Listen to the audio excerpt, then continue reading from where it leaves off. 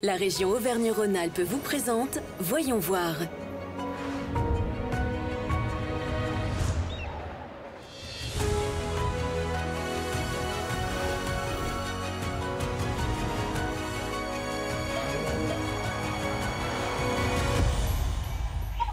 Cette semaine, Voyons voir s'intéresse à ces agriculteurs. En l'espace de quelques années, la région Auvergne-Rhône-Alpes a triplé son budget agricole. Sa DJA, sa dotation aux jeunes agriculteurs, est désormais la plus importante de France. La priorité affichée est claire, il s'agit de mieux accompagner les créateurs ou les repreneurs d'une exploitation.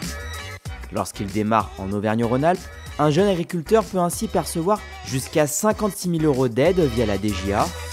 Pour voir comment cela s'applique dans les faits, nous nous sommes rendus dans la petite commune d'Avez, dans les Monts du Lyonnais, aux confins du Rhône et de la Loire. Allez. C'est ici que Joséphine élève ses volailles et ses brebis sur des parcelles de plus de 16 hectares. Moi, je fais de la race à viande. Donc les têtes blanches, en fait, c'est de la race Texel. Et les têtes noires, c'est de la race Hampshire. Elles ont très bon caractère. Voilà, fallait que je prenne des races qui soient faciles, vu que je suis toute seule pour les changer de parc. Originaire de l'Allier, Joséphine a d'abord travaillé pendant un temps comme salariée agricole. En 2020, son envie d'être indépendante se concrétise quand elle pose sa candidature pour reprendre cette ferme. Elle monte son projet, obtient un crédit et diversifie l'exploitation. Là, c'est la partie des volailles festives. Donc là, il y a du chapon et de la pintade.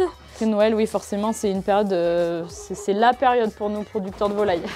On va pas se mentir, on a besoin de ça à un moment dans l'année pour notre trésorerie, quoi. Pour l'aider à se lancer, Joséphine a touché la première année 42 000 € via la dotation jeune agriculteur, sur un projet d'investissement à l'époque de 170 000 €. Aujourd'hui, il faut être aux normes quand on s'installe. Il y a beaucoup de normes qui ont changé et qui demandent beaucoup d'investissement au départ. On fournit des devis, on monte des dossiers et en fait, la région nous valide ou pas les subventions. Du coup, le fait de savoir que dans ces moments-là, on peut avoir des aides de la région, ça fait un plus. Ça fait un plus pour tenir et puis ça permet à un moment de se retrouver financièrement, quoi. Elle a touché les subventions pour les investissements réalisés sur l'achat d'un laboratoire, sur le silo d'aliments et sur les 4 poulaillers déplaçables. En fait, avant de valider le devis, j'avais envoyé le devis à la région avec un dossier. Donc le poulailler, sans aménagement intérieur, c'est 4 500 seul l'unité. Donc après, on multiplie par 4, plus tous les accessoires qui vont avec. Et la région prenait 30% en charge. Donc encore une fois, c'est pas négligeable quand on part de zéro et qu'on investit du départ, quoi. Pour ramasser les œufs, je m'y prends à 3 fois. Je fais le matin avant de partir sur le site d'Avez. Quand je reviens à midi, je refais un ramassage et après je ramasse le soir vers 5h, 5h30. En fait, ça m'évite d'avoir des œufs cassés ou des œufs sales, parce que les pondeuses, elles arrivent à en casser. Donc moins il y en a et moins elles en cassent, quoi. De la production à la vente directe en circuit court, vous allez voir comment la ferme de Joséphine arrive à tirer son épingle du jeu. Avant ça, faisons un petit détour dans le Cantal pour suivre les débuts d'une autre agricultrice, accompagnée elle pour reprendre l'activité familiale. Il y a de la brune, de l'Holstein rouge. Il y a un petit peu de Normande.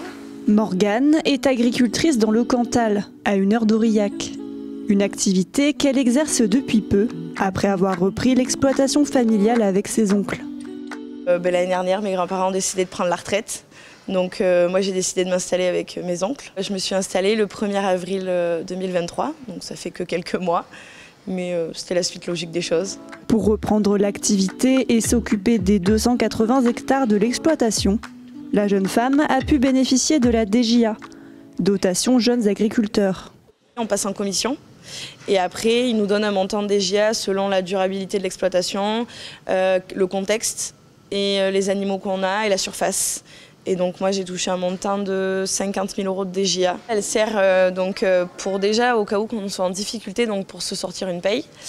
Et nous, on a décidé de l'investir dans un tracteur. Donc on a acheté cette année pendant mon installation. Et on prévoit d'investir dans une presse à balles rondes, mais dans le futur, donc dans les mois de morte saison à venir, donc c'est-à-dire cet hiver, un peu avant le printemps, pour que le prix soit un petit peu moins cher.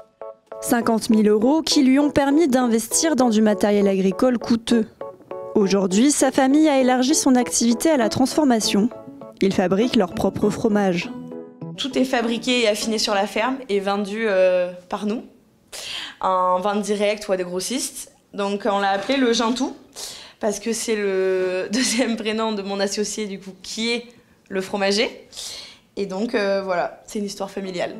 Une histoire familiale qui dure depuis 5 générations et qui risque encore de faire des petits.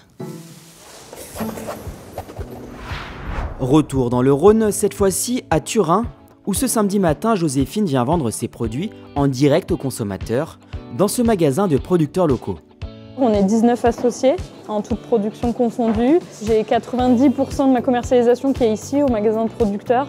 Ce que j'apprécie dans ce genre d'endroit, c'est que déjà on fait sauter l'étage intermédiaire des grandes surfaces et surtout qu'on peut traiter directement et discuter avec les gens qui produisent et qui vendent en même temps, donc c'est cool.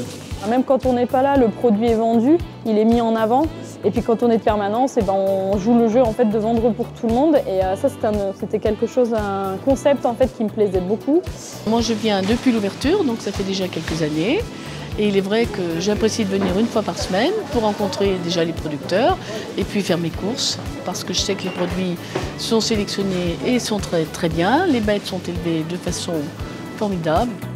Lorsque Joséphine est arrivée dans le groupement de producteurs en 2021, le magasin venait d'être refait à neuf. Aménagement des étals, frigo ou encore vitrines réfrigérées.